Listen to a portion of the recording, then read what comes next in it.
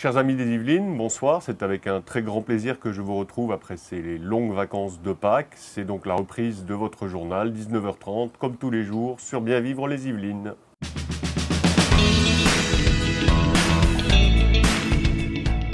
Alors ça a été l'exploit du week-end pascal. Samedi dernier à Deauville, le boxeur de Poissy, Zakaria Atou, a conservé son titre de champion d'Europe des super welter.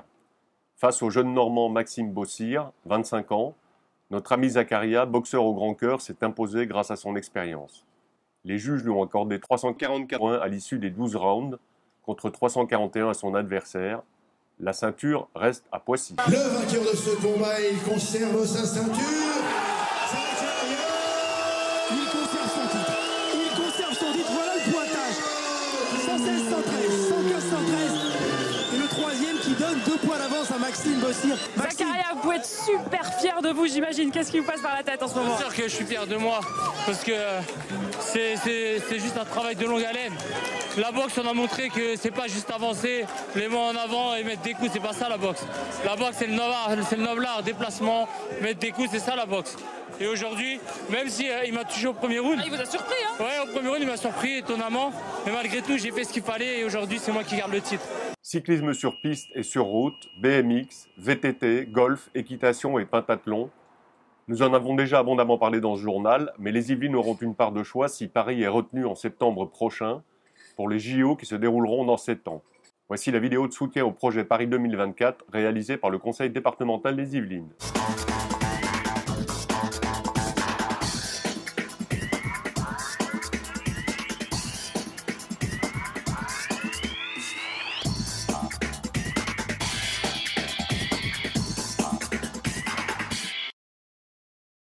Autre grand projet à terme, le métro circulaire du Grand Paris Express qui doit permettre des liaisons de banlieue à banlieue sans devoir passer par Paris.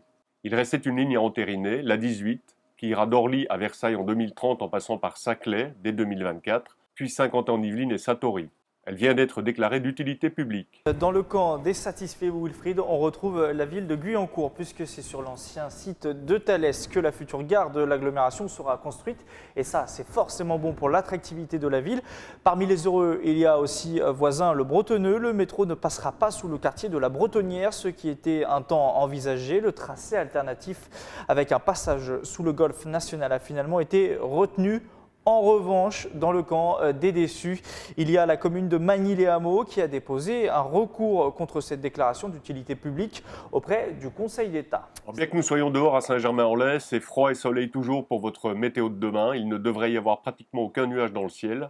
Et les températures qui frôleront les gelées dans la nuit avec 2 degrés ne dépasseront pas 12 degrés au meilleur de l'après-midi. Voilà, ce journal réalisé depuis une terrasse de Saint-Germain-en-Laye est terminé. Je vous souhaite une excellente soirée, une belle nuit et vous fixe rendez-vous demain, toujours à 19h30, sur Bien Vivre les Yvelines. Bonne soirée à tous.